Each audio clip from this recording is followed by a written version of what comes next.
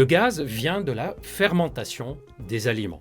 Tous les aliments qu'on mange vont fermenter et plus ils fermentent, plus ils vont fabriquer des gaz. Mais dans quel cas ça sera en excès?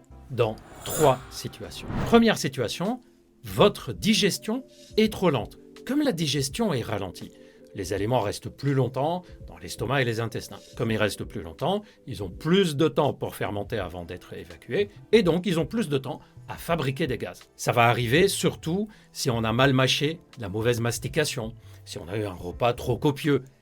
Et évident, il va mettre du temps à s'éliminer. Et ça arrive parfois après avoir pris des médicaments, par exemple les médicaments de l'obésité. Tout ça, c'est bien connu et je vous l'ai expliqué dans les vidéos sur les médicaments de l'obésité. Il y a une autre situation qui peut ralentir la digestion, c'est les situations de stress. Certaines personnes, lorsqu'elles sont en état de stress, qu'ils soient en forme d'anxiété, d'angoisse, ou un stress nécessaire, je suis concentré pour travailler, etc. En fait, ça peut provoquer un ralentissement ou plutôt des contractions excessives des parois du tube digestif, que ce soit les intestins ou l'estomac, ce qui va venir empêcher la bonne circulation, que ce soit des selles, de ce qu'on a mangé dans l'estomac ou des gaz. Mais en fait, c'est dans les deux sens. Le stress ralentit le bon fonctionnement des intestins et de l'estomac, et le ralentissement du bon fonctionnement des intestins et de l'estomac peut provoquer aussi un état de nervosité et de stress.